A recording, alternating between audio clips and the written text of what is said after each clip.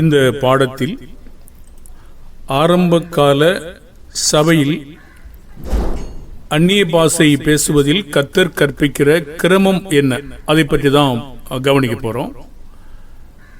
கடந்த பாடத்தில் யாருக்கு அவர் தரிசனமாகி உயிர்த்தெழுந்து அதிகமாக காட்டினாரு, யாரோட தேவனுடைய ராஜ்யத்துக்குரியவங்களை பேசிக்கொண்டிருக்காரு, யார்கிட்ட தம்ம உயிரோடு இருக்கிறவரை காண்பித்தாரு, யாரை சாட்சிகளாக ஏற்படுத்தினாரு, யாரை பலம் பெற்றுக்கொள்ள எருசலேமிலே காத்திருக்க சொன்னாரு, வாக்குத்தத்தத்துக்காக காத்திருக்க சொன்னார் என்று பார்த்தோம்.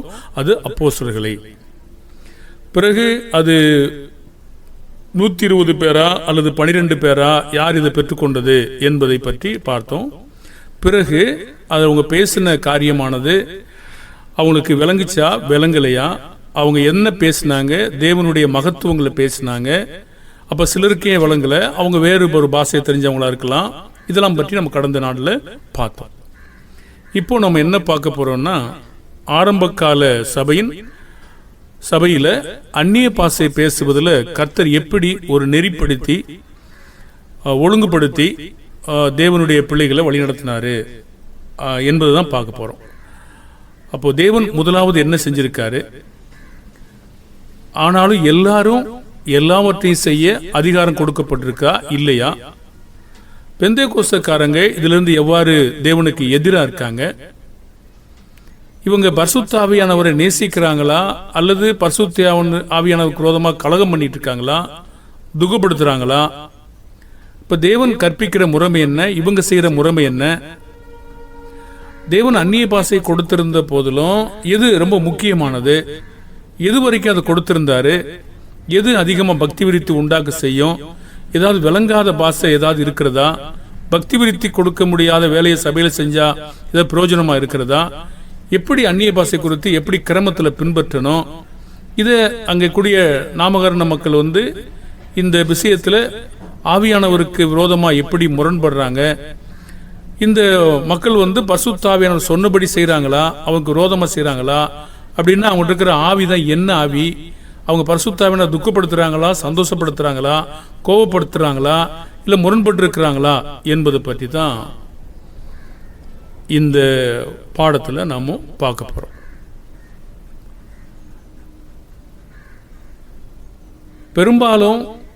பெரும்பாலான மக்கள், பெண்டிகாஸ்டல் மக்கள் இந்த ஆவி இதை பற்றி தான் அதிகமாக பாருங்க. ஆவியானவர் வேற, ஆவியானவர் கொடுக்கிற வரங்கள் வேற, ரெண்டுமே இவங்க குழப்பிக்கிட்டு அவங்க இந்த குதிக்கிறது, இந்த பாஷை பேசுறது இல்லைன்னா இது ஒரு ஆவிக்குரிய சபை இல்லை அப்படின்ற ஒரு பெரும்பாலான கருத்து அவங்களுக்குள்ள பல ஆண்டுகளாக இருக்கிறது.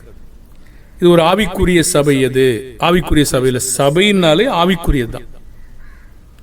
சபை பூமிக்குரியது இல்லை. என்னுடைய ராஜ்யம் இவ்விடத்துக்குரியது அல்ல என்றார் யோவான்ல. சபையானது எபேசியர்ல ஒரு ஆவிக்கேற்ற மாளிகைன்னு சொல்றார். சபையானது நித்தியமானது, அழிவில்லாத ராஜ்யம். தானியேல் 2:44 வாசிக்கிறோம். அப்போ சபை என்றாலே அது ஆவிக்குரியதை தவிர பூமிக்குரியது அல்ல.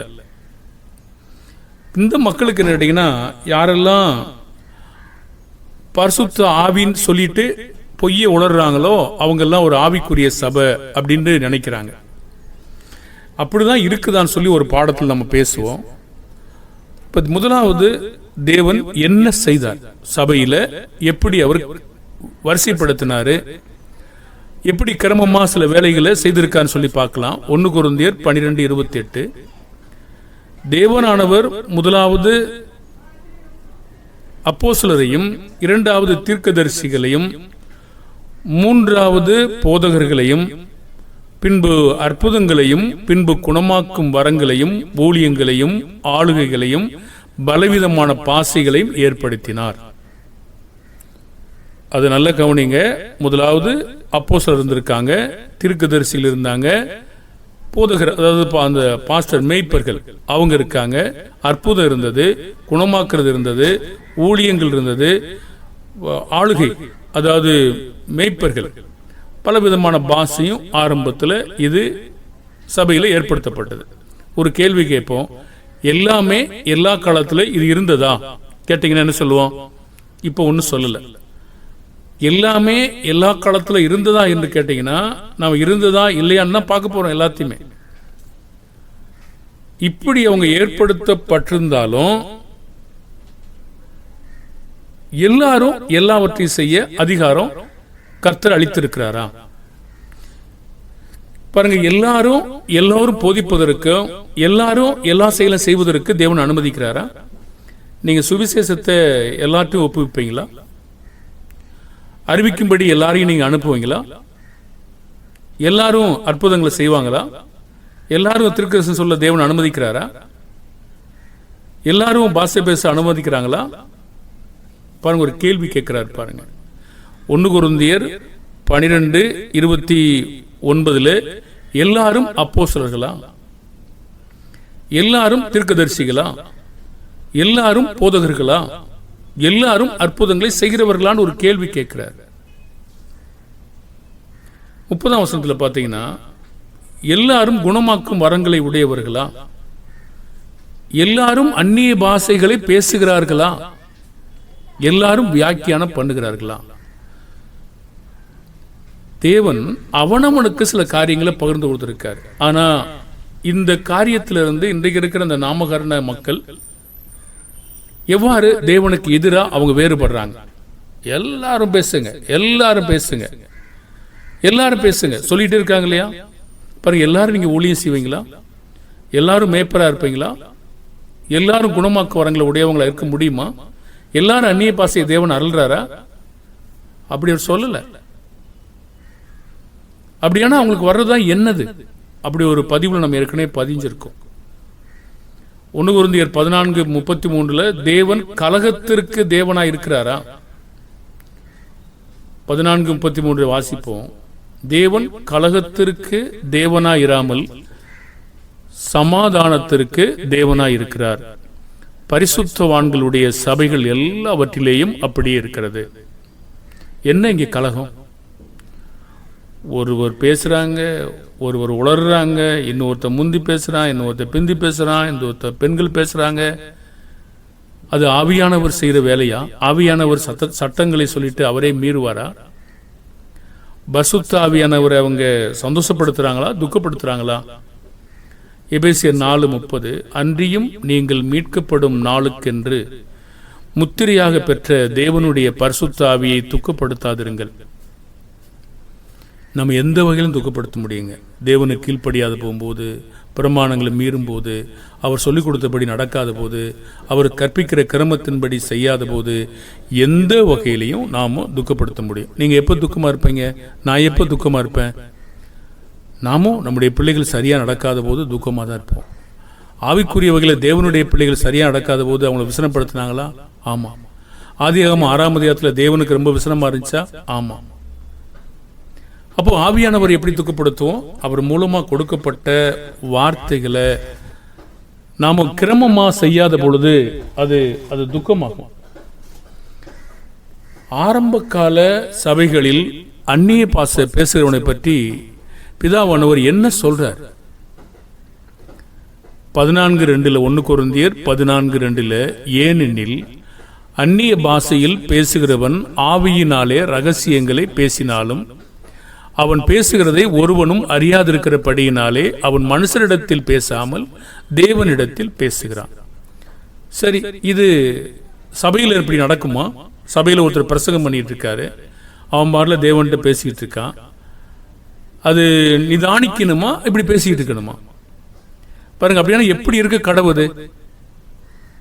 பாருங்க, சபையில பேசினா அதுக்கு ஒரு கிரமம் இருக்கு. நீங்க தனிப்பட்ட பேசல பேசினா ஆரம்பத்தில் அதுக்கு ஒரு கிரமம் இருக்கு. அப்ப சபையில உட்கார்ந்துக்கிட்டு தேவனுக்கு உங்களுக்கு தெரிய நீங்க என்ன செய்ய முடியாது? பேச முடியாது. ஏன்னா அது மற்றவங்களுக்கு பக்தி விருத்தியை கெடுக்கிறது மாத்திரமல்ல, கவனத்தை, மற்றவங்களுடைய கவனத்தை வேற மாதிரி கொண்டு போயிடும்.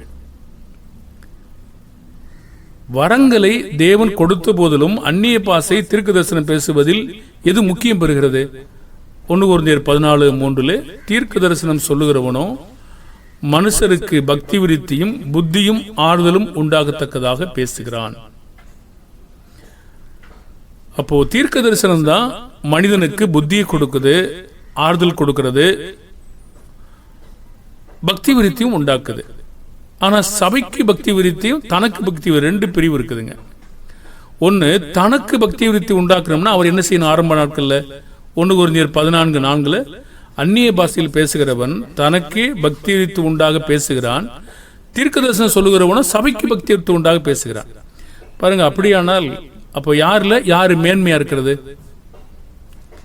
சரி, சபையிலே அந்நிய பாஷையை பேசுவதனுடைய தேவன் கற்பிக்கிற கிரமம் என்ன?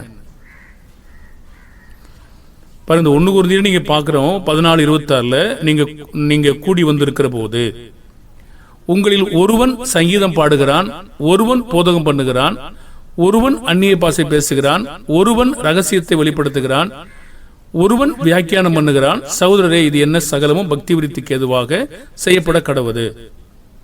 ஒரு இன்ட்ரெஸ்டான ஒரு கேள்வி கேட்போமா? ஏன் ஒருவல் ஏன் சொல்லல? ஒரு தீ ஏன் சொல்லல? உங்களுக்கு தெரியுமா? நான் உங்களை சிந்தனைக்காக தான் கேள்வி கேட்டிருக்கேன். அப்போ இங்கே சபைக்கு பக்தி விருத்தி உண்டாக்கத்தக்க ஒரு காரியம், தனக்கு பக்தி விருத்தி உண்டாக்கத்தக்க ஒரு காரியம். சபையிலே பேசுவதில், அந்நிய பாஷை பேசுவதில் ஒரு நிபந்தனை இருக்கிறது. நீங்கள் எல்லாரும் அந்நிய பாஷைகளை பேச விரும்புகிறேன் சொல்றாரா? நீங்கள் எல்லாரும் விரும்புகிறார். ஆகிலும் அந்நிய பாஷையில் பேசுகிறவன் சபைக்கு பக்தி விருத்தி உண்டாகும்படி அர்த்தத்தை சொல்லாவிட்டால் தீர்க்க தரிசனம் சொல்லுகிறவனின் அவனின் மேன்மை உள்ளவன். ஆதலால் நீங்கள் தீர்க்க தரிசனம் சொல்லுவதாக வேண்டும் என்று அதிகமாய் விரும்புகிறேன். ஒரு காரியத்தை நீங்க கவனிக்கிறீங்களா? பிரசங்கி 7 பிறந்த நாளை காட்டிலும் இறந்த நாள் நல்லது. பிறந்த நாள் உங்களுக்கு கெட்டது சொல்லல. எது நல்லது, எது மேன்மையானது, எது தேவனுடைய விருப்பம்? அப்ப நீங்கள் எல்லாரும் அந்நிய பாஷை பேசும்படி விரும்புகிறேன். ஆகிலும் அந்நிய பாஷை பேசுகிறவனுக்கு ஒரு நிபந்தனை இருக்கு. அர்த்தம் சொல்றவனும் இருக்கணும், அப்பதான் பேச முடியும். அர்த்தம் சொல்லுகிறவன், தீர்க்க தரிசனம் சொல்லுகிறவன் அந்த அந்நிய பாஷை பேசுகிறவனோட மேன்மையானவன். ஏன்னா பக்தி விருத்தி உண்டாகுது இல்லையா, அது மேன்மை உள்ளவன். சபைக்கு பக்தி விருத்தி உண்டாகும்படி அர்த்தத்தை சொல்லாவிட்டால் தீர்க்க தரிசனம் சொல்லுகிறவன் அவனிலும் மேன்மை உள்ளவன். என்ன கருத்துல? இப்ப அர்த்தம் சொல்றவர் அங்கே இல்ல. இப்ப தீர்க்க தரிசனம் சொல்றவர் ஒருத்தர் இருக்காரு, ஒருத்தர் அந்நிய பாஷையை சும்மா பேசிட்டு இருக்காரு, யாரும் அர்த்தம் சொல்லல. ஆனா தீர்க்க தரிசனம் சொல்றவரு அவரை விட ஒரு மேன்மையா இருக்காரு. ஏன்னா அது பக்தி விருத்தி உண்டாக்குது. அதுல ஒரு பிரயோஜனமும் அங்க இல்ல. அதனால அப்படி சொல்றார். ஆதலால் நீங்கள் தீர்க்க தரிசனம் சொல்லுகிறவர்களாக வேண்டும் என்று அதிகமாய் விரும்புகிறேன். ஒரு ஆரம்பத்தை நம்ம பார்க்காம முடிக்கும் போது என்ன முடிக்கிறாரு அப்படிங்கிறத கண்டுபிடிக்கணுமா வேண்டாமா? ஆமா. இப்ப சகல காரியமும் பக்தி விருத்திக்காக தான் செய்யப்பட கடவுது. 1 கொரிந்தியர் 14:26 வாசிட்டோம். சகலமும். அப்ப அந்நிய பாஷை எப்படி பக்தி விருத்தி ஆகும்? அங்கே ஒரு அர்த்தம் சொல்லுகிறவன் இருக்கணும். இருந்தா மட்டும்தான் பக்தி விருத்தி ஆகும். நீங்களா ஏதோ பேசிக்கிட்டு நீங்களா அர்த்தம் சொல்ல முடியாது. பொதுவாக இன்னைக்கு இல்ல அது. ஆனா அன்றைய நாட்கள்ல இருக்கக்கூடிய காரியங்கள் பேசுறோம். அப்ப கர்த்தர் முன்பே சொல்லியிருந்தார். தொடர்ந்து தேவனுடைய வார்த்தைகள் வெளிப்படுத்தப்பட்டு கொண்டு இன்னும் வருகிறது, இன்னும் நிறைவுபடவில்லை. அவர் சொல்லும்போது சொல்றாரு, மேன்மையான வழிகளை உங்களுக்கு நான் காண்பிக்க போவதாக சொல்லுகிறார், ஒழுங்குபடுத்தப்படுவதாக சொல்லுகிறார். 14ஆம் அதிகாரம் முழுவதும் எதற்கு முக்கியத்துவம் கொடுத்து பேசுகிறார் என்றால், அது எது அதிக முக்கியத்துவம் பெறுகிறது என்றால், எல்லாம் ஆவியானவரால் கொடுக்கப்பட்ட வரமாய் இருந்தாலும் தனி மனித பக்தி விருத்தி, சபைக்கு பக்தி விருத்தி, எது கடைசி வரை நிலைத்திருக்க போவது, எது நிறைவடைய போவது என்ற சட்டங்களையும் அவர் சொல்லித்தரார். அதை நம்ம கவனமாக தான் பார்க்கணும். அப்போ அந்நிய பாஷையை குறித்து கர்த்தர் தம்முடைய சபையிலே எப்படி பின்பற்ற வேண்டும் என்று சொல்றாருங்க. இதை குறித்து பெண்டிகாஸ்டல் மக்கள் இந்த அந்நிய பாஷை விஷயத்தில் ஆவியானவருக்கு விரோதமாக எப்படி முரண்படுறாங்க? 27 யாராவது 14:27 யாராவது அந்நிய பாஷையிலே பேசுகிறது உண்டானால், யாராவது கர்த்தருக்குள்ள இருக்கிற யாராவது பேசுகிறது உண்டானால் அது 2 பேர் மட்டில் அல்லது மிஞ்சினால் 3 பேர் மட்டில் அடங்கவும். சட்டமா சட்டம் இல்லையா? அன்றைய 1ஆம் நூற்றாண்டு காலத்திலே சத்தியம் வெளிப்படுத்தி கொண்டு வருகிற காலத்திலே, சத்தியம் நிரூபிக்கப்படக்கூடிய காரியத்திலே, சாட்சி கொடுக்கிற காரியத்திலே எத்தனை பேர் பேசணும்? 2 பேர் மட்டில், மிஞ்சினால் 3 பேர். இது நாமளே தீர்மானிக்கிறதா இல்ல ஆவியானவர் அதுக்கான வேலை செய்வாரா? ஆமா, அவர் கீழே படிப்போம். நம்ம அவர்கள் ஒவ்வொருவராய் பேசவும் ஒருவன் அர்த்தத்தை சொல்ல வேண்டும். அப்ப இந்த 3 பேரும் மொத்தமா அந்நிய பாஷை அர்த்தத்தில் அன்னைக்கு 1ஆம் நூற்றாண்டு காலத்தில் பேசணுமா? அப்போ அர்த்தம் சொல்றவங்க இல்லைன்னா 3 பேர் என்ன செய்ய முடியாது? பேச முடியாது. அப்ப அடுத்த ஒரு கேள்வி கேட்போம். இதுல மாறுபட்ட கருத்தையும் நமக்கு சொல்லுவோம். இந்த 3 பேரும் மொத்தமா பேசணுமா, ஒருத்தரா பேசணுமா? ஒருத்தரா பேசணும். அதுல அர்த்தம் சொல்லணுமா வேண்டாமா? சரி, இதுல எப்படி முரண்படுறாங்க? இன்னைக்கு அவங்க கூடி வந்த உடனே சொல்றாங்க, அந்நிய பாஷையில எல்லோரும் நிரம்புவோமாக அபிஷேகம், அக்கினி, அபிஷேகம், ஆவியானவரே வாரும், நிரப்பும் சொல்லி தொடர்ந்து சொல்லிட்டே இருக்காங்க. பாருங்க, அங்க சொல்றாரு 2 அல்லது மிஞ்சினால் 3 பேர் மட்டும். அப்ப எல்லாரும் பேசி யாருக்கு அர்த்தம் சொல்லுவாங்க? சரி, உங்க பாஷை உண்மைதான் இருந்துட்டு போன்னு வச்சுக்கொள்ளுங்களேன். யார் அர்த்தம் சொல்றதுக்கு யார் இருக்காங்க? எல்லாரும் ஒரே மாதிரி அந்த மியூசிக் போட்டுக்கிட்டு டம்மன் அந்த ட்ரமாரத்தை அடிச்சுட்டு, பொதுவாக மியூசிக் இன்ஸ்ட்ருமெண்ட்டே நீங்க சபையில நீங்க கொண்டு வர முடியாது தேவனுக்கு. அதை விடாம அதையும் அடிச்சுக்கிட்டு அதுல ஒரு சவுண்டா வேற பேசிக்கிட்டு, ஒரே பக்கத்து வீடுகள் கூட குடியிருக்க முடியாம நம்மள பெரிய தொல்லை கொடுக்குறாங்க. இந்த விதமான காரியங்கள்ல இப்படியா ஆதி நாட்கள்ல பேசினாங்க? இதனால பெரிய தொல்லை அடைஞ்சதாக நீங்க பார்த்துருக்கீங்களா? பழைய ஏற்பாட்டு மன்னிக்கணும், புதிய ஏற்பாட்டு ஆராதனை நாட்கள்ல இந்த அந்நிய பாஷை பேசுறதுனாலையும் அல்லேலூயா சத்தமா சொன்னதுனாலையும் யாராவது டிஸ்டர்பன்ஸ் ஆனது மாதிரி இருக்கிறதா? அப்படி இருக்கிறது மாதிரி நீங்க பாக்குறீங்களா தேவனுடைய பிள்ளைகளே? அந்த மாதிரி இல்ல. சத்தியத்தை சொன்னதுனால சத்துருவாகி அவங்க நிறைய பகைச்சிருக்காங்க. அப்படிதான் நீங்க வேதவசனங்களை பொறுத்த மட்டும் பாக்குறீங்க. அப்ப யாராவது அந்நிய பாஷை பேசுகிறது உண்டானால் அது 2 பேர் மட்டில் அல்லது மிஞ்சினால் 3 பேர் மட்டில் என்ன செய்யணும்? அடங்கணும். ஆனா இன்றைக்கு யாரும் அப்படி இருக்கிறது கிடையாது. அப்போ இது அந்நிய பாஷையா? ஒரு கேள்வி உங்களுக்கு கொடுப்போம். எல்லாரும் அப்படிங்கிறது ஒரு வார்த்தை இல்லைங்க. பாருங்க, எல்லாரும் பேசணுங்கிறது உண்மை. அவர் கர்த்தர் சொல்றாரு, சொல்லிட்டு 2-3 பேர் பேசுங்க. அப்படி எல்லாரும் பேசினாலும் அர்த்தம் சொல்றவர் இருக்கணும். அப்படி கர்த்தர் வாய்ப்பு இல்லை, அப்படி வாய்ப்பு கொடுக்கறது இல்லை தேவன் அப்படியானா என்ன சொல்ல வர்றாரு? யாராவது அந்நிய பாஷைகளை பேசுகிறது உண்டானால் 2 பேர் மட்டில் அல்லது மிஞ்சினால் 3 பேர் மட்டில் அடங்கணும். இப்போ மொத்தத்துக்கு 3 பேர் பேசலான்னு வைத்துக்கொள்ளுங்க. அல்லது மிஞ்சினால் அவங்க ஒவ்வொருவரா பேசணும். அர்த்தம் சொல்ற இல்லைன்னா பேசவும் கூடாது. அப்ப ஒவ்வொருவரா இன்னைக்கு யாராவது பேசுறாங்களா? இல்ல, ஏகோபித்து மொத்தமாக சத்தம் போடுறாங்க. அது அந்நிய பாஷையா? அது உங்களுடைய தேவன் ஆவியானவர் பேசுற அந்த உண்மையான ஆவியானவரா? அப்போ எல்லாரும் பேசுறது உண்மையான ஆவியானவரா? அர்த்தம் சொல்லேன்னா அது உண்மையான ஆவியானவரா? பாருங்க, அப்ப நீங்க கொண்டிருக்கிற ஆவியானவர் யாரு?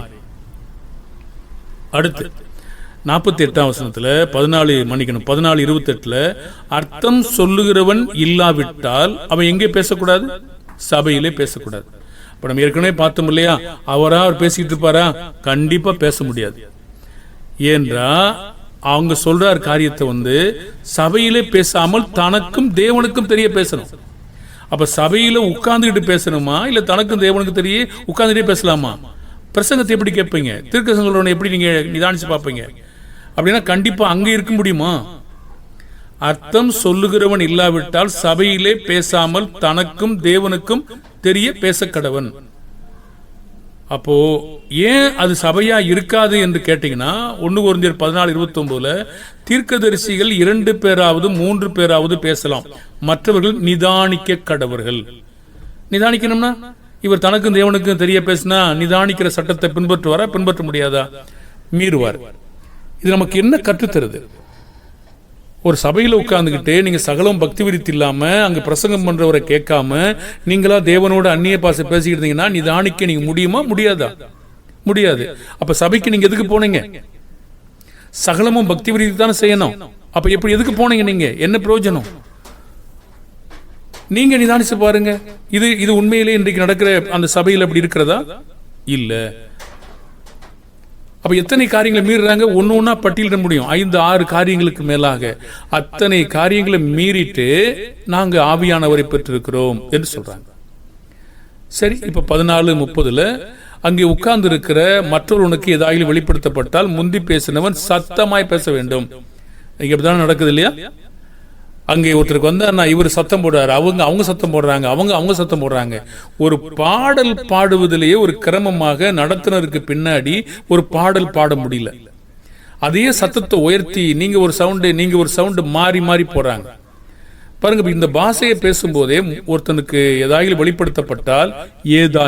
வெளிப்படுத்தப்பட்டால் முந்தி பேசினவன் பேசாமல் இருக்க கடவன். கட்டுப்பாடு இருக்குதுங்க. அவர் கட்டுப்பாடு உடையவராக இருக்கிறார். அப்ப பேசணும். இதெல்லாம் நடக்குதா? இல்ல. இவனும் சத்தம் போடுறாங்க. அது உண்மையிலேயே அப்படி நடக்குதா? இதெல்லாம் ஆவியானவருடைய மாதிரியா இருக்கிறதா? அப்ப இந்த மாதிரி இந்த பெயர் எல்லாரும் கற்கிறதுக்கும் எல்லாரும் தேறுகிறதுக்கும் 31ஆம் வசனத்துல அனைவரும் ஒவ்வொருவராக தீர்க்கதரிசனம் சொல்லலாம். அப்ப இன்னைக்கு இருக்கிற அந்த நாமகரண பெயர் கிறிஸ்தவங்க பரிசுத்த ஆவியானவர் சொன்னபடி செய்யறாங்களா, அவருக்கு விரோதமா செயல்படுறாங்களா? ஆனா அவங்க சொல்றாங்க, நீங்க தான் ஆவியானவர் துக்கப்படுத்துறீங்கன்னு சொல்றாங்க. பாருங்க, ஆவியானவரே அங்க இல்லைன்னா ஆவியானவருடைய வரங்களே இல்ல, அந்த பாஷையே இல்ல, இவங்க பேசுறாங்க. இப்போ மத்திய 12:31-32 ஆதலால் நான் உங்களுக்கு சொல்லுகிறேன், எந்த பாவமும் எந்த தூஷணமும் மனுஷருக்கு மன்னிக்கப்படும், ஆவியானவருக்கு விரோதமான தூஷணமோ மனுஷருக்கு மன்னிக்கப்படுவதில்லை. அப்புறம் தேவனுடைய கற்பிக்கிற பிரகாரமா நான் செய்யலன்னா நான் தூசிக்கிறேனா இல்லையா, அவருடைய பெயரை கெடுக்கிறேனா இல்லையா, பொய்யானதை சொல்றேனா இல்லையா? எவனாகிலும் மனுஷகுமாரனுக்கு விரோதமாய் வார்த்தை சொன்னால் அவனுக்கு மன்னிக்கப்படும், எவனாகிலும் பரிசுத்த ஆவிக்கு விரோதமாய் பேசினால் அது இம்மையிலும் மறுமையிலும் அவனுக்கு மன்னிக்கப்படுவதில்லை.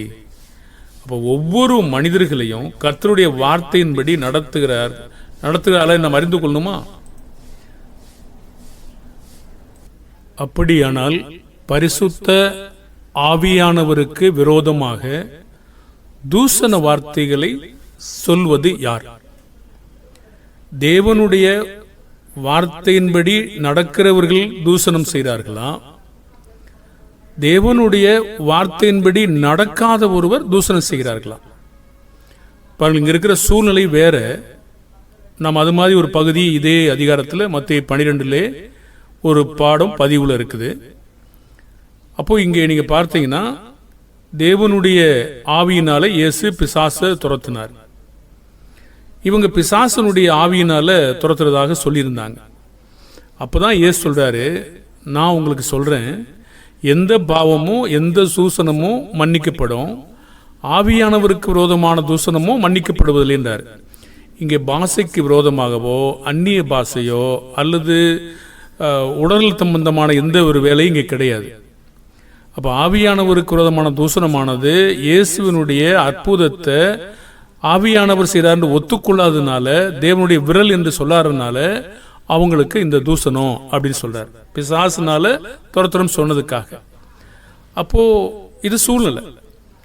இப்போ நம்ம ஆவியானவரை கொண்டிருக்கிறோம் என்று சொல்லிக்கொண்டு ஆவியானவர் சொன்னபடி நடக்கலைன்னா, அவர் சொன்னதை ஏற்றுக்கொள்ளாம நம்முடைய விருப்பத்தின்படி நாம் ஒன்றை செய்வோம் என்றால் அது உண்மையிலேயே ஆவியானவருடைய வேலையா இல்ல சாத்தானுடைய வேலையா? யாருடைய வேலை? அப்போ சொல்றார் 32 எவனாகிலும் மனுஷகுமாரனுக்கு விரோதமான வார்த்தை சொன்னால் அது அவனுக்கு மன்னிக்கப்படும், எவனாகிலும் பரிசுத்த ஆவிக்கு விரோதமாய் பேசினால் அது இம்மையிலும் மறுமையிலும் அது மன்னிக்கப்படுவதில்லை. பாருங்க, இயேசு சுயமா பேசல, இப்பொழுது தேவன் தான் அந்த வேலை செய்யறாரு. இப்போ அதை சொல்லும் போது என்ன ஆகும்? அப்போ ஆவியானவர் மூலமா தான் அந்த காரியங்கள் நடந்துகிட்டு இருக்குது, இந்த வேலை செஞ்சுக்கிட்டு இருக்காங்க. அப்ப என்ன ஆகும்? அது அவருக்கு விரோதம் என்ற வார்த்தையானது இங்கே சொல்லப்படுகிறது. அப்போ ஒவ்வொரு மனிதர்களும் இது பாருங்க, இந்த பெயரளவுல வாழக்கூடிய இந்த மக்கள் உண்மையிலே ஆவியானவர் ஆவி என்று சொல்லக்கூடியவர்கள் ஆவியானவர் சொல்லுவதை பின்பற்றுகிறார்களா? கொஞ்சம் யோசிச்சு பாருங்க. அவர் சொல்லுகிற கிரமத்தை பின்பற்றுகிறார்களா? கொஞ்சம் யோசிச்சு பாருங்க. அவர் சொல்லுகிற முறைமையின்படி மொழிபெயர்ப்பாளர் இருக்கிறாங்களா? அல்லது இந்த அர்த்தம் சொல்றவங்க இருக்காங்களா? இல்ல. ஒருத்தரா பேசுறாங்களா? இல்ல. 2 பேர் பேசுறாங்களா? இல்ல.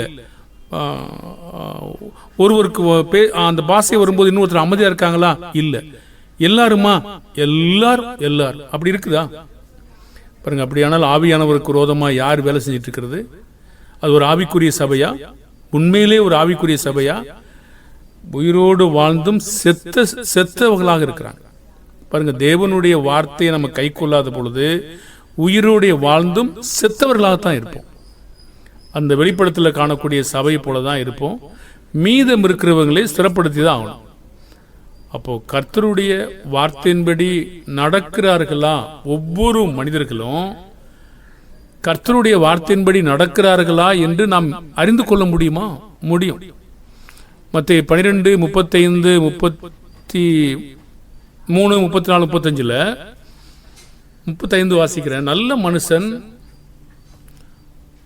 இருதயமாகிய நல்ல பொக்கிஷத்திலிருந்து நல்லவைகளை எடுத்து காட்டுகிறான். பொல்லாத மனுஷன் பொல்லாத பொக்கிஷத்திலிருந்து பொல்லாதவைகளை எடுத்து காட்டுகிறான். 33 மரம் நல்லதென்றால் அதன் கனியும் நல்லதென்று சொல்லுங்கள், மரம் கெட்டதென்றால் அதன் கனியும் கெட்டதென்று சொல்லுங்கள். மரமானது அதன் கனியினாலே அறியப்படும். 1 யோவான்ல 4ஆம் அதிகாரத்தில் படித்தது நினைவு இருக்கா? வஞ்சக ஆவியார் தேவனுடைய ஆவியார். ஆபிரகாமின் பிள்ளைகள் யார்? யோவான் 8ஆம் அதிகாரத்தில். பிசாசின் பிள்ளைகள் யார்? கண்டுபிடிக்க முடியுமா? கண்டுபிடிக்க முடியும். அப்ப தேவனுடைய வார்த்தையை படி நடக்காத ஒருவர் தாங்கள் ஆவியை கொண்டிருக்கிறதாக சொன்னா அது உண்மையிலே தேவனுடைய ஆவியா? இவர்கள் ஆவியானவரை சந்தோஷப்படுத்துகிறார்களா? பிரியப்படுத்துறாங்களா? துக்கப்படுத்துறாங்களா? எபேசியர் 4:30 படி அன்றியும் நீங்கள் மீட்கப்படும் நாளுக்கென்று முத்திரையாக பெற்ற தேவனுடைய பரிசுத்த ஆவியை துக்கப்படுத்தாதிருங்கள் சொல்றார். இப்போ ஆவியானவரை எந்த சமயத்தில் நம்ம கோபமூட்ட முடியும்? இஸ்ரவேலர்கள் எந்த சந்தர்ப்பத்தில் அவரை கோபமூட்டிக்கிட்டே இருந்தாங்க? எபிரேயர் 3:7-8 ஆகையால் பரிசுத்த ஆவியானவர் சொல்லுகிறபடியே இன்று அவருடைய சத்தத்தை கேட்பீர்களாகில் வனாந்தரத்தில் கோபமூட்டின போதும் சோதனை நாளில் நடந்தது போலும் உங்கள் இருதயங்களை கடினப்படுத்தாதிருங்கள். தேவனையும் கோபப்படுத்துவோம், ஆவியானவரையும் துக்கப்படுத்துவோம், இயேசுவையும் துக்கப்படுத்துவோம், காலில் போட்டு மிதிப்போம். அவருடைய வார்த்தையின்படி நாம் கடினப்படுத்தும் பொழுது அதை சொல்றதை கேட்காம திரும்ப திரும்ப நம்முடைய இருதயத்தை விரும்பினதையே நாம் செய்கிற பொழுது இருதய கடினமாக இருப்போம். ரோமர் 11ஆம் அதிகாரம் நினைவு இருக்கா? காணாத கண்களும் கேளாது இருக்கிற காதுகளையும் கொடுப்பார். கடினமான இருதயம். யோவான் 12 அப்படி இருக்கு இல்லையா? கடினமான இருதயம்.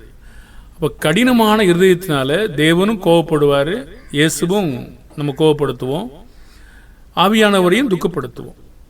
அப்போ இந்த பெயர் கிறிஸ்தவர்கள் தேவன் சொல்லுகிற வார்த்தைகளை விசுவாசிக்கிறார்களா அல்லது அவிசுவாசம் உள்ள பொல்லாத இருதயமுடையவர்களாயிருந்து தேவனை விட்டு விலகி கொண்டிருக்கிறார்களா? அவர் என்ன சொல்றார் பாப்போமே. அங்கே உங்கள் பிதாக்கள் என்னை சோதித்து என்னை பரீட்சை பார்த்து 40 வருஷ காலம் என் கிரியைகளை கண்டார்கள். 10ஆம் வசனம் ஆதலால் நான் அந்த சந்ததியை அரோசித்து அவர்கள் எப்பொழுதும் வழுவி போகிற இருதயம் உள்ள ஜனம் என்றும் என்னுடைய வழிகளை அறியாதவர்கள் என்றும் சொல்லி என்னுடைய இளைப்பாறுதலில் அவர்கள் பிரவேசிப்பதில்லை என்று என்னுடைய கோபத்தில் ஆணையிட்டேன். அப்ப தேவனை முழுதும் கோபப்படுத்திட்டாங்களா? ஆவியானவரை துக்கப்படுத்த முடியுமா? அவர் கிரமமா சொல்லியிருக்க நாம ஒண்ணு செஞ்சா சொந்த புத்தியை தான் சார்ந்திருக்க. ரோமர் 10:1-2 படி சுயமான ஒரு வேலைகளை செய்து கொண்டிருக்கிறோம். நீதிமொழிகள் 3:5 படி முழு இருதயத்தோடும் தேவன் மேல நம்பிக்கை வைக்காமல் நம்ம விருப்பத்தின்படியான வேலைகளை செய்து கொள்கிறோம். தேவனுடைய விருப்பத்திற்கான வேலைகளை செய்யாத பொழுது நம்முடைய விருப்பத்திற்கான வேலைகளை செய்கிற பொழுது அது இழந்து போன வேலை, தேவனிடத்திலே பலன் தராத வேலையாக இருக்கும். அப்போ ஆவியானவர் சொன்னபடி ஒருவர் கீழ்ப்படிய மறுத்தால் அவள் என்ன சுபாவத்தை அவர்களுக்குள் கொண்டிருக்கிறார்கள்? 1 கொரிந்தியர் 10:22 நாம் கர்த்தருக்கு எரிச்சல் மூட்டலாமா? அவரிலும் நாம் பலவான்களா? அப்படியானா நான் தேவனுடைய வார்த்தையின்படி போவதற்கு பதிலாக என்னுடைய விருப்பத்தின்படி செய்யும் போது எரிச்சல் வருமா வராதா? சரி, தேவனுக்கு அது முரட்டாட்டம் சொல்றார் இல்லையா? 1 சாமுவேல் 15:22-23 அதற்கு சாமுவேல், கர்த்தருடைய சத்தத்திற்கு கீழ்ப்படுகிறதை பார்க்கிலும் சர்வாங்க தகனங்களும் பலிகளும் கர்த்தருக்கு பிரியமாயிருக்குமோ, பலியை பார்க்கிலும் கீழ்ப்படிதலும் ஆட்டுக்கடாக்களின் நினைத்தை பார்க்கிலும் செவி கொடுத்தலும் உத்தமம். 23 ரெண்டகம் பண்ணுதல் பில்லிசூனிய பாவத்திற்கும் முரட்டாட்டம் பண்ணுதல் அவபக்திக்கும் விக்கிரகாராதனைக்கும் சரியா இருக்கிறது. இப்ப தேவன் எதை விரும்புறாருங்க? கர்த்தருடைய சத்தத்திற்கு கீழ்ப்படுகிறதை பார்க்கிலும் நீ செலுத்துகிற அந்த பலி எனக்கு பிரியமா இருக்குமோ. ஏன்னா ஆடு மாடை வச்சுக்கிட்டு அவர் பதில் சொல்லிட்டு இருந்தார். பலியை பார்க்கிலும் எது முக்கியம்னா நான் என்ன சொன்னேனோ அதற்கு கீழ்ப்படின்றார். ஆட்டுக்கடாக்களின் நினைத்தை பார்க்கிலும் செவி கொடுங்கிறார். அதுதான் பழுதில்லாதுன்றார். நீ அந்த உத்தமமான காரியங்களை செய்யாம நீ என்ன செய்றேன்னு கேட்டீங்கன்னா இரண்டகம் பண்ற, அதாவது கலகம் பண்ற. அது எதுக்கு சரியா இருக்காமோ, பில்லிசூனிய பாவத்துக்கும் பிறகு முரட்டாட்டத்துக்கும் அவபக்திக்கும் விக்கிரகாராதனைக்கும் சரியா இருக்கிறது. இந்த முரட்டாட்டமும் அவபக்தியும் எதுக்கு சரியா இருக்காம, விக்கிரகாராதனை. அப்ப தேவனுக்கு விரோதமா தேவன் ஒன்று சொல்லி இருக்க நாம ஒன்று செய்யும் போது அது பக்தியா அவபக்தியா? அவபக்தி, கலகம், தேவனுக்கு விரோதமான கலகம். விக்கிரக ஆராதனைக்கும் சரியா இருக்கிறது. கர்த்தருடைய வார்த்தையை புறக்கணித்தபடியால் உம்மை ராஜாவா இராதபடி புறக்கணித்து தள்ளினார் என்றார். அப்போ கர்த்தர் சொன்னதை விசுவாசிக்காமல் சுய சித்தமுடையவர்களாய் நடந்து கொண்டிருந்தால் கூட்டும் குறைக்கும் வேலைகளை செய்து கொண்டிருக்கிறோம். அப்படி கொண்டிருக்கிற பொழுது நமக்கு என்னதான் கிடைக்கும்? சந்தர்ப்ப சூழ்நிலையை புரிஞ்சுக்கிறது இல்லை, சூழ்நிலையில் என்ன சொல்றதுன்னு விளங்கிக்கிறது இல்லை, யாருக்கு சொன்னார்னு தெரியதில்லை. பாருங்க, நீதிமொழிகள் 30:6 அவருடைய வசனங்களோடு ஒன்றையும் கூட்டாதே, கூட்டினால் அவர் உன்னை கடிந்து கொள்வார், நீ பொய்யனாவா என்றார். அப்படியானால் ஆரம்ப கால சபையிலே அந்நிய பாஷை பேசுவதிலே கர்த்தர் கற்பிக்கிற கிரமம் என்ன? ஒவ்வொரு முறையாக ஆர்டர் வேஸா சொல்லியிருக்கார். அதை கேட்காம கலகம் பண்ணிட்டு இருந்தா, பரிசுத்த ஆவியானவரை துக்கப்படுத்திட்டு இருந்தா, எல்லாரும் மொழிபெயர்ப்பாளர் இல்லாம எல்லாருன்னா என்ன ஆகும் பாருங்க. பக்தி விருத்தி இல்லாம நாம திருக்கதரிசனத்து இல்லாம இதையே பேசிட்டு இருந்தா என்ன ஆகும் பாருங்க. நம்ம வரக்கூடிய பாடத்துல அதான் பேச போறோம். அது இருக்கா இல்லையா, நிறைவேறி போச்சா இல்லையா, எப்போ நிறைவேறும், அதான் நான் பேச போறோம். அப்போ மேன்மையான வழியில தொடர்ந்து காண்பிச்சுட்டே வந்துகிட்டு இருந்தாரு. அப்போ ஆவியானவரை நம்ம இந்த வகையாக மன்னிக்க முடியாத அளவுக்கு வேலை செஞ்சா, அப்போ ஆவிக்குரிய சபைன்னு சொல்லிட்டு மாம்சரீதியான நடந்து கொண்டு இருந்தா என்ன நடக்கும்? தேவன் ஒரு நாள்ல அவருடைய கையில நாம் விழுவோம். அது பயங்கரமாக இருக்கும். ஜெபிப்போமா. பரலோகத்தில் வாசமாயிருக்கிறதான பரிசுத்த பிதாவே, ஆரம்ப நாட்களில் நீர் உம்முடைய பிள்ளைகளுக்கு ஒரு கிரமமான சூழ்நிலைகளை சொல்லியிருக்கிறீர். ஒருவர் பின்னாக ஒருவர், மிஞ்சினால் 3 பேர் மட்டில் பேச கடவர்கள். ஆனால் இன்றோ அதற்கு எதிர்மாறாக இருக்கிறது. பெண்கள் பேசக்கூடாதுன்னு சொல்லும்போது பெண்கள் தான் அதிகமாய் பேசுகிறார்கள். பிதாவே, உம்முடைய வார்த்தைகளை நீர் மாறாதவராய் இருக்கிறீர். உம்முடைய வார்த்தை ஆமென்று இருக்கிறது. பிதாவே, இந்த வார்த்தைகளை மாற்றும் பொழுதும் கூட்டும் போதும் பொய்யனாய் இருப்போம். பிதாவே, இந்த வார்த்தையின்படி இந்த பாஷைகள் கொடுக்கப்பட்ட கால அளவுகளையும் அதனுடைய கிரமத்தையும் உணர்ந்து, பிதாவே, அந்த கிரமத்தை ஒரு காலகட்டம் வரைக்கும் அனுமதித்திருந்தேன். இன்று அந்த காரியங்கள் நிறைவேற்றப்பட்டது. ஆனாலும் இவர்கள் தங்களுடைய ஆவியின் ஏவுதலை பின்பற்றுகிற மதிகட்ட மக்களாக இருந்து கொண்டிருக்கிறார்கள். அதன் மூலமாய் பொய்யான மக்களை, ஏமாந்து போற மக்களை வஞ்சிக்கிறார்கள். அவர்கள் உறுதியில்லாத ஆத்துமாக்களை பிடிக்கிறார்கள். இப்படிப்பட்ட மாயையான வேலைகளை செய்யாதபடி விலக்கி காத்திருக்கிறோம். உண்மையான பிள்ளைகளை மீட்டெடுத்தும்படியாய் கர்த்தராகிய இயேசுவின் நாமத்தில் செபிக்கிறோம் நல்ல பிதாவே, ஆமேன். வாழ்த்துக்கள் அன்பு தேவனுடைய பிள்ளைகளே.